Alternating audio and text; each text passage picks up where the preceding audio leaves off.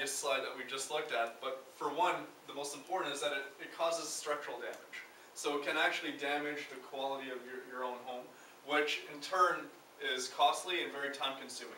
The second most important one is it causes health problems. Anything from mild allergies to increased asthmatic symptoms to severe respiratory conditions. In fact, there are some people who have even died from mold inhalation.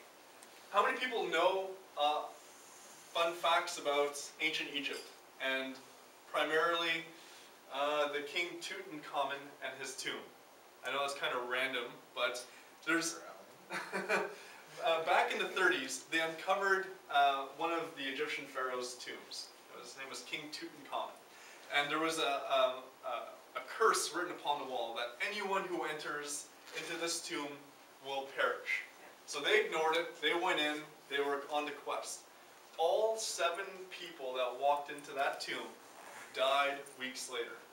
So everyone was like, "Oh, okay, this is the curse of Tutankhamun. He's coming after us," and all that stuff. Actually, no, it wasn't quite. What happened was that the tomb was saturated with mold. They inhaled this type of mold, which was aspergillus, and it caused aspergillosis of the lungs, which essentially the mold spores latch itself onto the lungs, completely covered and saturated, and killed them of a bacterial infection.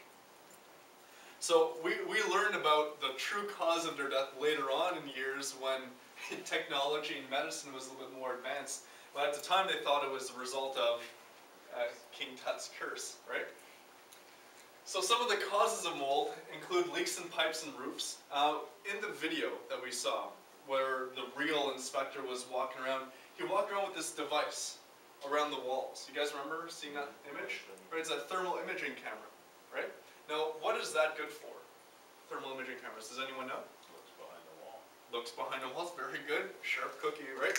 What do thermal imaging cameras detect more than anything?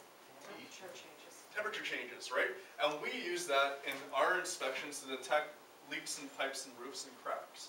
Because if there's a leak behind a wall, it'll show it'll be cooler in nature. So it helps us as a very effective, non-intrusive method of finding out behind the wall if there are potential leaks. And if so, then we have a pretty good idea that mold growth may be happening back there. So flooding and other forms of water intrusion are very common, especially basements flood regularly. The seal around toilets sometimes break, and that causes a little bit of water to kind of pop out. That's a major cause of mold, especially in Ottawa. We find water intrusion to be the primary source. Inadequate ventilation is a big one, and we've been pushing a lot lately about installing proper ventilation systems with HEPA filtration devices attached to them. Because HEPA filters are the only filters that can filter out mold spores. Poor insulation of insulation. That's a big one, especially with newer homes as opposed to older homes. Now the reason why is that nowadays homes are built to try to make them airtight, to save energy, so that you use less heat and expand less energy in the long term. What that unfortunately does is it causes poor ventilation, and the types of insulation that are used are way more absorbing than other forms of insulation. So if there's a little bit of moisture or humidity or dampness as a result of the temperature, it sucks it in and causes pockets of moisture within the walls. So interesting facts that we're learning more and more with doing inspections in homes. We get that phone call a lot. I don't know if I have a mold problem. My home is only 3 years old. Well, that doesn't mean diddly squat because of those factors that are just happening right now. So how can we prevent mold growth? Well, first of all is moisture control. That's the most important, right? It takes water for mold to form no matter what, so the first important thing is moisture control. So we control the moisture by reducing the levels of relative humidity and repairing excess sources of moisture. So become a dry freak more than anything. If you're at home and you're worried about this, dry, dry, dry. Have good air circulation, proper ventilation, and above all, cleanliness. Don't change that slide. My daughter needs to see that. Which one? The last one at the bottom? The or? whole screen. The whole screen. But yeah, the bottom one specifically. Well, we had a situation in Montreal. We were called in to a home. A woman was getting sick a lot, and she was an elderly woman, and so she was prone to sickness, but only when she was in her apartment. So she thought that there may be mold growing there. So we went in, we did some air quality testing. Well, we discovered that the area that had the highest particulate count was in the entrance, and this is a huge apartment in Montreal. It's like bigger than my own house, right?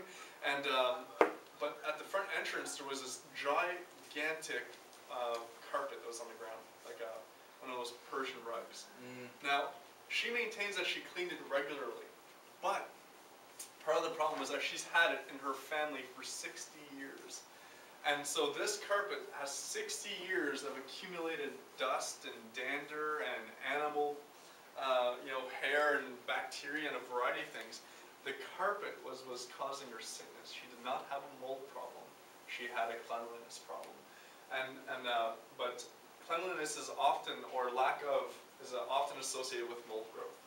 We find that a lot, but it's not the ultimate precursor, if you will. We walk into homes and offices that are spotless, and we find the craziest concentrations of mold you will ever see in your life. And we walk into homes that are styes, and we think to ourselves, okay, we got our hands full here. This is definitely mold infested, and it's clean. It's like hospital quality air in there. So it really baffles the mind, but these are the most common methods that we could do on a regular basis to make sure that mold is prevented from happening in the first place. As I mentioned at the beginning, there are hundreds and hundreds of species of mold, but they can be broken down into 4 primary categories. So one is hydrophilic, and this is the kind that we would encounter the most here in Ontario. So A, it requires a lot of water. It's usually found indoors after significant water intrusion, such as in bathrooms and basements. And its most well-known species, our best friend, most people's worst enemy, is Stachybotrys, which is also known as black mold.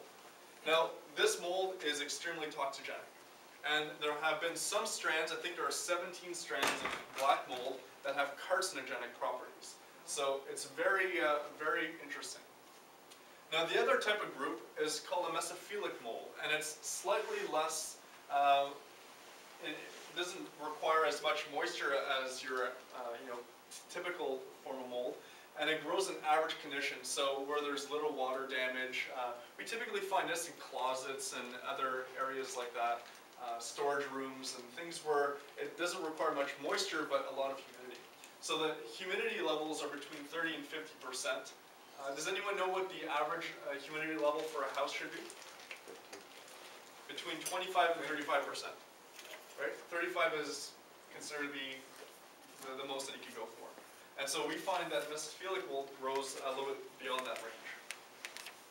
And there are other 2 groups.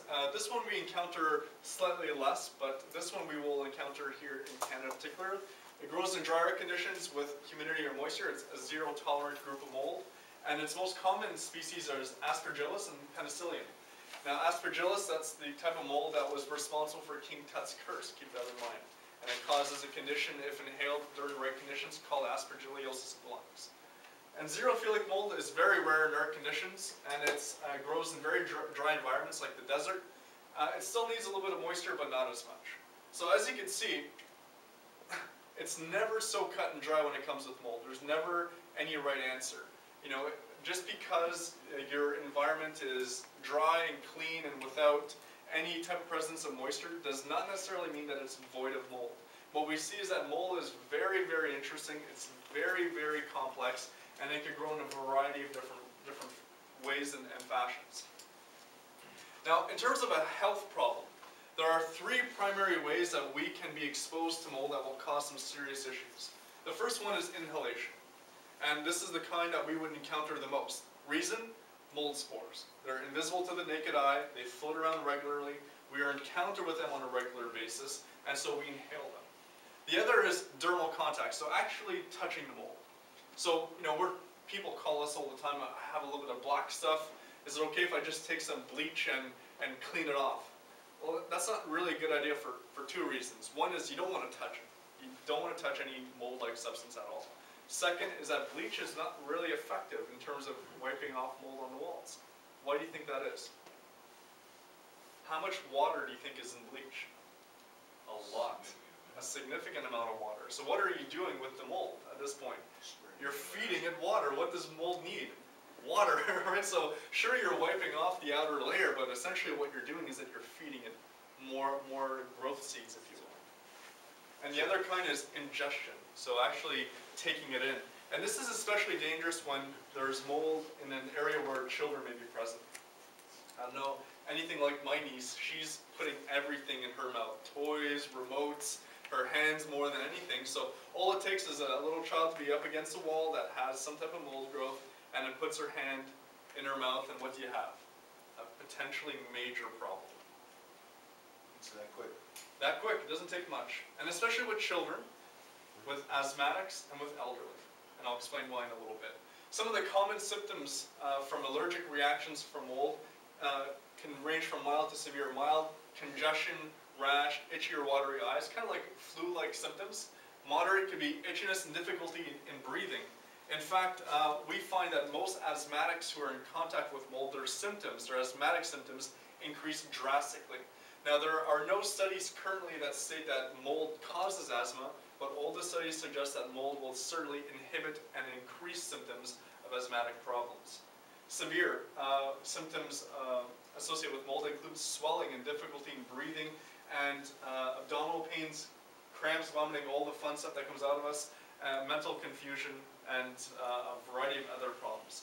So we could see that mold could range from something very mild to something very severe.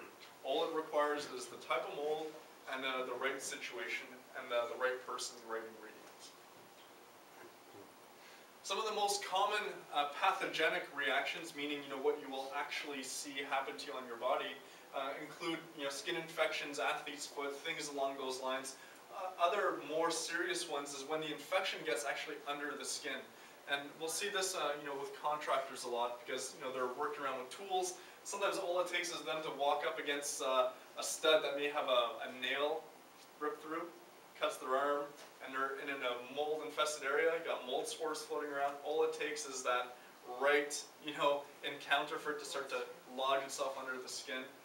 And systemic pathogenic reactions include when the mold actually gets inside of us and really starts to attack some of the living organs within our body. So the kidneys, the lungs, the liver in particular, and some of these can become life-threatening. So I know this seems like a lot, and you could really, if you really want to, you could really scare the crap out of people if you find some eyeshadow, on their baseboards. But and it's not really a joke either. I mean, these are real things that happen to people on a regular basis, and that's why mold busters are in this particular business, is to help people, and our slogan is to protect what's most important. That includes our children and our families.